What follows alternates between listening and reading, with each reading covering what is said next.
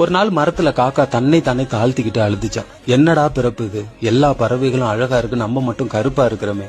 தண்ணீர்ல நீந்தி வர்ற வாத்துக்கிட்ட சொன்னிச்சான், பிறந்தா ஒன்ன மாதிரி பிறக்கணும், எவ்வளவு அழகா இருக்கிற பாரு, மக்கள் உன்னை வீட்டிலேயே வளர்க்குறாங்க, அழகா தண்ணியில நீந்தி போறேன்னு சொன்னிச்சான்.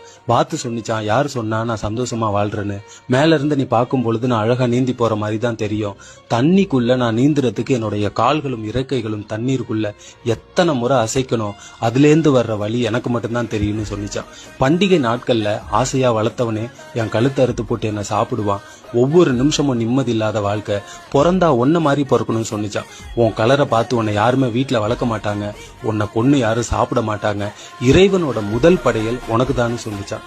மற்றவர்களின் வாழ்க்கையை பார்த்து பொறாமை கொள்ள வேண்டாம், ஒவ்வொருவருக்கும் தனித்த சிரமம் இருக்கிறது, இறைவன் படைத்ததெல்லாம் ஒரு காரணத்துக்காக தான், தன்னைத்தானே மதித்து வாழ கற்றுக்கொள்ள வேண்டும்.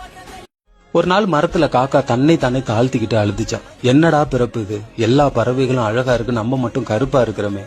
தண்ணீர்ல நீந்தி வர்ற வாத்துக்கிட்ட சொன்னிச்சான், பிறந்தா ஒன்ன மாதிரி பிறக்கணும், எவ்வளவு அழகா இருக்கிற பாரு, மக்கள் உன்னை வீட்டிலேயே வளர்க்குறாங்க, அழகா தண்ணியில நீந்தி போறேன்னு சொன்னிச்சான். வாத்து சொன்னிச்சான், யார் சொன்னா நான் சந்தோஷமா வாழ்றேன்னு, மேல இருந்து நீ பார்க்கும் பொழுது நான் அழகா நீந்தி போற மாதிரி தான் தெரியும், தண்ணிக்குள்ள நான் நீந்துறதுக்கு என்னுடைய கால்களும் இறக்கைகளும் தண்ணீருக்குள்ள எத்தனை முறை அசைக்கணும், அதுலேருந்து வர்ற வழி எனக்கு மட்டும்தான் தெரியும்னு சொன்னிச்சான்.